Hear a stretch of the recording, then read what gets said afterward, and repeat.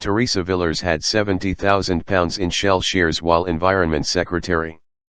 A former Environment Secretary has revealed she has shares worth more than £70,000 in Shell that she did not disclose as required for more than 5 years. Theresa Villiers was the Secretary for Environment, Food and Rural Affairs from July 2019 until February 2020, but only this week disclosed she has had investments worth more than £70,000 each in Shell and the drinks company Diageo since February 2018. Villiers also disclosed shares worth more than £70,000 in Experian, held since July 2019, and in an investment trust, RIT Capital Partners. Her disclosure follows revelations in the 24 News read.blogspot.com of the scores of MPs who held shares that were, in effect, secret. House of Commons rules require MPs to disclose all shareholdings in a single company that are worth more than £70,000. A spokesperson for Villiers said she deeply regretted her failure to monitor the value of shareholdings and has offered her sincere apologies, adding that the shares were professionally managed and she did not take day-to-day investment decisions. The spokesperson added, "It did not occur to her that any single shareholding would reach the threshold for declaration, but a legacy received in 2018 caused that to happen. As soon as she realized this, she alerted the Registrar of Members' Interests and the Standards Commissioner. She takes full responsibility for the mistake. She accepts that it should never have happened, and that she should have kept track of the additions to her investment portfolio. She is taking steps to ensure that this never happens again. Nothing she has ever said or done as an MP has been influenced by these shareholdings."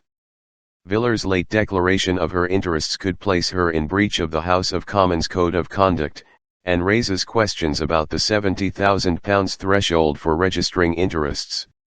It also raises further questions about the procedures used to determine if ministers' interests should be publicly disclosed. Despite Villiers' ministerial role, her interest in Shell was not disclosed in the list of ministers' interests, published by the Cabinet Office with the assistance of the Prime Minister's independent advisor on ministers' interests. During Villiers' time in post, the European Commission contacted her to complain about Shell's plans, backed by the government, to leave parts of its decommissioned oil rigs in the North Sea. Villiers' spokesperson said she had disclosed to DEFRA that she had a portfolio of shares upon her appointment and she offered to place the shares into a blind trust.